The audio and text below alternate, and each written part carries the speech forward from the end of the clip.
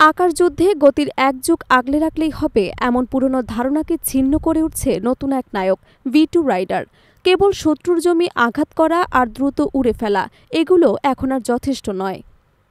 পেন্টাগনের অভ্যন্তরে চলছে এমন পরীক্ষা যেখানে সাবসনিক স্টেলথ বোম্বারকে রূপান্তর করা হচ্ছে উড়ন্ত অস্ত্রাগার হিসেবে ব্যবহার করার জন্য।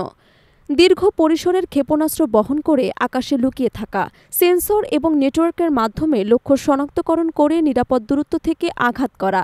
ধারণাটি কল্পনাতীত নয়। বহু কৌশলগত মডেল এবং অনুশীলনে এই সম্ভাব্যতা ক্রমশ বাস্তবতায় পরিণত হচ্ছে।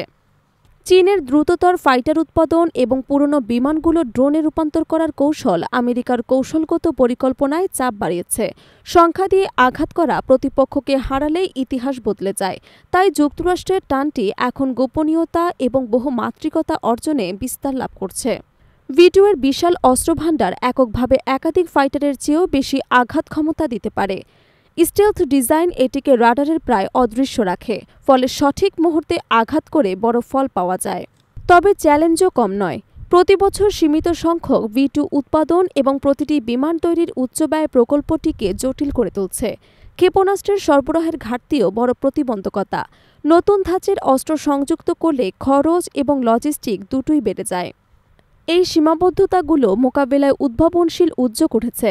ফাইটার ড্রোন বোম্বারের সমন্বয়, একেবারে সস্তা একবার ব্যবহারযোগ্য ক্ষেপণাস্ত্র এবং নেটওয়ার্কেড সেন্সর সিস্টেম কৃষ্ণচূড়ায় উন্নত করা।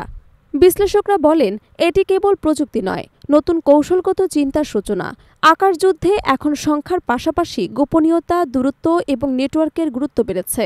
V2 এর উদ্ভাবনী ব্যবহার যদি ফলই দেয়, তবে ভবিষ্যতের সমুদ্র এবং আকাশের লড়াইয়ের মানচিত্র পাল্টে যেতে পারে।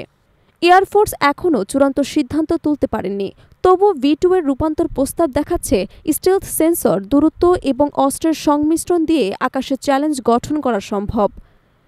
গল্পের শেষে নয়, এটি যুদ্ধের নিয়ম লেখার এক নতুন অধ্যায়ের সূচনা, যেখানে লুকিয়ে থাকা এবং ঠিক সময়ে আঘাত করা সবচেয়ে বড় শক্তি।